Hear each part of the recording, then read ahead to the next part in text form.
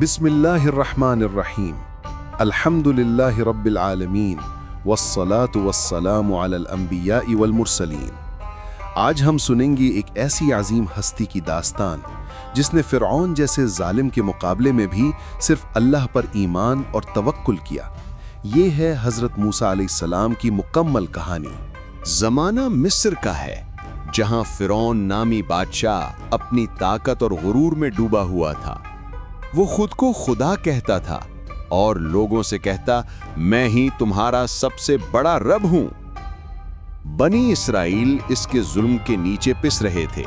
ان کے بچے قتل کیے جاتے، عورتیں غلام بنائی جاتی۔ فرعون کو خواب میں بتایا گیا کہ بنی اسرائیل میں ایک بچہ پیدا ہوگا جو اس کی بادشاہت ختم کرے گا۔ اس نے حکم دیا، تمام لڑکوں کو قتل کر دو۔ مگر اللہ نے حضرت موسیٰ علیہ السلام کی ماں کے دل میں وحی ڈالی، جب تو اس سے ڈرے اسے دریا میں ڈال دے، ہم اسے واپس لوٹائیں گے۔ سورۃ القصص آیت 7۔ چھوٹا سا موسیٰ نیل کے پانیوں پر بہتا گیا۔ اللہ نے اس ٹوکری کو فرعون کے محل تک پہنچا دیا۔ فرعون کی بیوی آسیہ نے بچے کو دیکھا، دل موم ہو گیا۔ اس نے کہا، یہ آنکھوں کی ٹھنڈک ہے، نہ اسے قتل کرو۔ سورۃ القصص آیت 9۔ اللہ نے ایسا انتظام کیا کہ حضرت موسیٰ کو دودھ پلانے والی صرف ان کی اپنی ماں بنی۔ یوں ماں اور بیٹے کا ملاپ ہوا، ایک اللہ کی قدرت کا نشان۔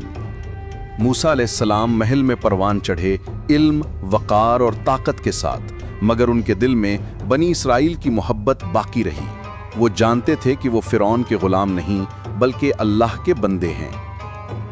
ایک دن موسیٰ علیہ السلام نے دیکھا کہ ایک بنی اسرائیلی پر ایک قبطی یعنی فرعونی ظلم کر رہا تھا۔ انہوں نے اسے روکنے کی کوشش کی، مگر وہ آدمی مر گیا۔ سورۃ القصص آیت نمبر 15۔ موسیٰ ڈر گئے اور شہر چھوڑ کر مدین کی طرف نکل پڑے۔ حضرت موسیٰ تنہا، بھوکے پیاسے، ریت کے میدانوں سے گزرتے گئے۔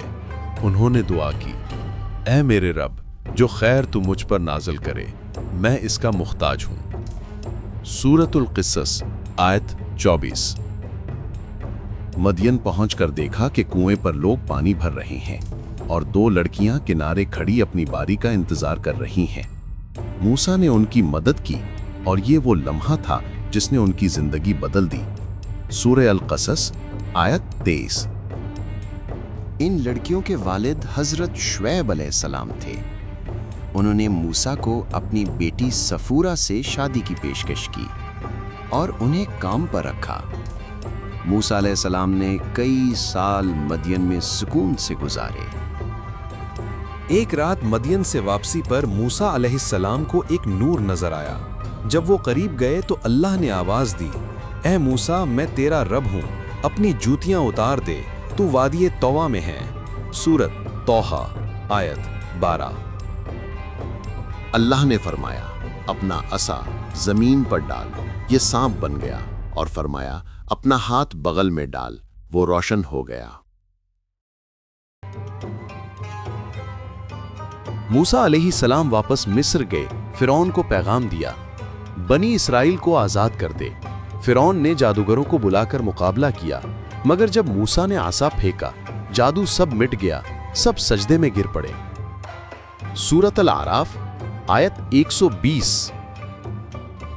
آخرکار اللہ نے حکم دیا کہ بنی اسرائیل راتوں رات مصر چھوڑ دیں۔ فرعون اپنی فوج کے ساتھ پیچھے آیا تو موسیٰ علیہ السلام نے عصا مارا اور سمندر دو حصوں میں بٹ گیا۔ سورۃ الشورى آیت 63۔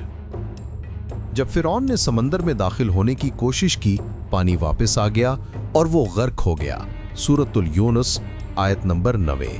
یہ انجام تھا تکبر اور شرک کا۔